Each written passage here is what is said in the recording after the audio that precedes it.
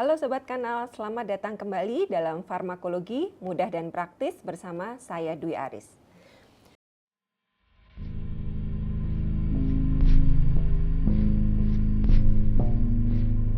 Pada episode kali ini saya ingin mengenalkan tentang beta blocker. Ya, pernah dengar beta blocker sebelumnya? Semoga pernah ya. Obat ini banyak digunakan untuk penyakit jantung iskemik. Ya, apa itu beta blocker?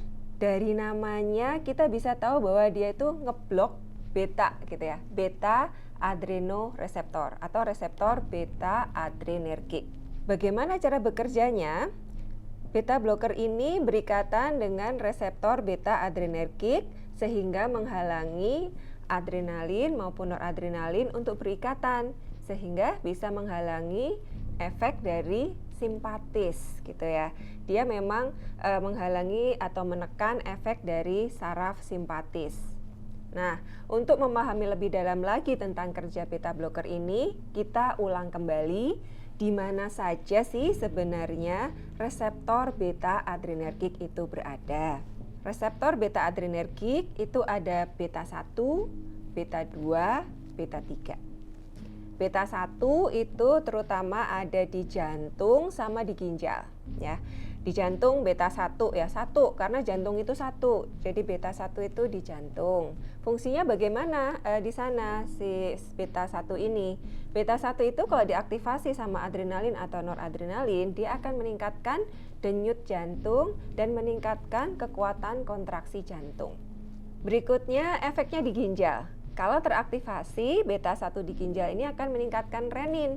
Berikutnya akan menimbulkan munculnya angiotensin, aldosteron sehingga efeknya vasokonstriksi. Kemudian yang berikutnya reseptor yang beta 2. Beta 2 ada di mana? Dia ada di otot polos. Otot polos di mana? Ada di bronkus ya, di saluran nafas sehingga efeknya adalah bronkodilatasi. Kemudian di GI tract juga relaksasi. Kemudian di vesika urinaria juga relaksasi. Kemudian juga ada di liver ya. Di antaranya juga di liver, ini menyebabkan pelepasan dari glukosa. Ya, bisa dibayangkan memang simpatis itu kan fungsinya untuk fight gitu ya. Kita butuh energi sehingga glukosa dilepaskan. Nah, kemudian ada reseptor yang beta 3.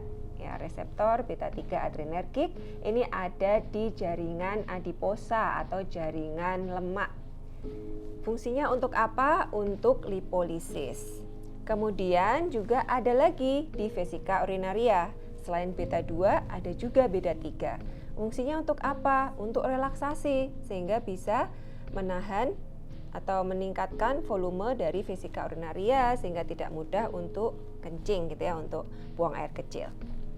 Nah, setelah kita tahu tempat-tempatnya di mana aja sih reseptor beta ini, nah kita bisa membayangkan beta blocker itu efeknya apa saja pada berbagai organ di dalam tubuh kita. Kita akan fokus pada efeknya di jantung. Seperti kasus yang saya sampaikan tadi, dia banyak digunakan pada penyakit jantung iskemik. Penyakit jantung iskemik ini pada umumnya terjadi karena aliran darah yang memvaskularisasi si jantung, yaitu arteri koroner, itu terhambat.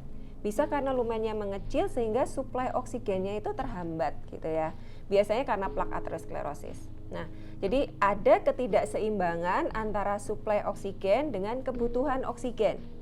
Mungkin pada orang yang dengan aterosklerosis sudah ada penyempitan ya. Pada kondisi normal, kerja jantung normal, maka suplai oksigen yang mungkin sudah sedikit berkurang itu masih bisa dikompensasi gitu. Masalahnya ketika demand-nya atau kebutuhan meningkat, ketika orang mengalami aktivitas fisik atau stres emosional di mana jantungnya harus bekerja lebih keras. Pada kondisi ini, kebutuhan oksigennya menjadi lebih tinggi. Tidak bisa dicukupi oleh penyempitan dari arteri koroner tadi. Akibatnya terjadilah iskemia. Nah, di sini peran dari beta blocker.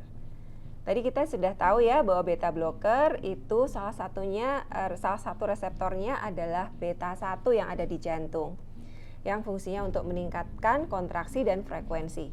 Kalau dikasih beta blocker, maka frekuensinya, kekuatannya menjadi turun, sehingga demand atau kebutuhan oksigennya juga bisa dikurangi. Begitulah kenapa beta blocker juga bisa digunakan untuk penyakit jantung iskemik. Ada berbagai macam dari beta blocker ini ya, sifat-sifatnya ada berbagai macam karakteristiknya. Tidak semua beta blocker sama. Ada beberapa beta blocker itu yang kardioselektif ya. Kardioselektif artinya apa? Dia blok hanya beta 1 saja. Beta 1 di jantung, sehingga kardioselektif. Obat-obatan ini dose dependent ya kardioselektivitasnya. Artinya apa? Kalau dosis rendah dia kardioselektif, makin tinggi reseptor beta adrenergic lainnya juga itu terblok ya. Jadi efeknya yang menyebabkan bronkospasme dan lain sebagainya itu juga bisa terpengaruh pada dosis tinggi. Jadi kardioselektivitas itu juga tergantung dosis. Berikutnya adalah AISA ya, atau intrinsic sympathomimetic activity. Bagaimana kok ada sympathomimetic activity? Jadi obat-obatan beta blocker yang punya AISA ini, dia pada kondisi aktivitas simpatis yang tinggi memang fungsinya adalah sebagai blocker, ya, blocker dari aktivitas simpatis. Tapi pada kondisi basal, dia juga bisa menstimulasi simpatis, gitu. Kemudian sifat yang berikutnya adalah sifat dari pemblokan alfa adrenergik. Meskipun dia beta blocker, dia juga bisa mengeblok reseptor alfa. Kalau teman-teman ingat, reseptor alfa ini banyak ada di pembuluh darah, sehingga fungsinya vasokonstriksi.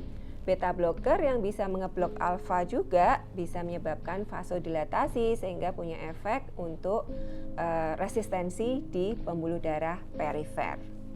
Oke, itu adalah sifat-sifat dari beta blocker. Selanjutnya, macam-macam dari beta blocker. Klasifikasinya bagaimana?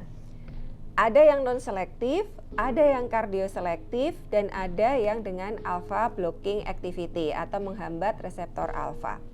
Yang non-selektif, ada yang punya efek ISA dan ada yang tidak punya efek ISA. Kita lihat dulu yang tidak punya ya. Yang tidak punya contohnya adalah nadolol, propranolol, kemudian timolol. Sedangkan yang punya efek AISA-nya itu ada pindolol. Ya, kalau kita lihat huruf-huruf depannya itu huruf-huruf setelah N gitu ya. Untuk menghafalkannya itu yang non selektif. Kalau yang selektif terhadap beta 1 atau yang kardioselektif, kita juga bisa bagi yang punya AISA dan yang nggak punya AISA. Yang nggak punya AISA contohnya atenolol, bisoprolol, esmolol gitu ya. Kalau kita lihat lagi, kebanyakan huruf depannya itu di depannya N gitu ya, kelompok-kelompok yang kardioselektif ini. Kemudian yang punya AISA itu dari yang kardioselektif contohnya adalah acebutolol. Kemudian beta blocker yang punya efek ke reseptor alfa salah satunya adalah carvedilol. Kemudian ada lagi labetolol. Semua di belakangnya pakai ol itu biasanya adalah beta blocker. Nah, demikian penjelasan atau pengenalan mengenai beta blocker. Semoga bisa membantu rekan-rekan untuk memilih beta blocker yang paling tepat untuk pasien dan sesuai dengan kondisi masing-masing pasien. Terima kasih.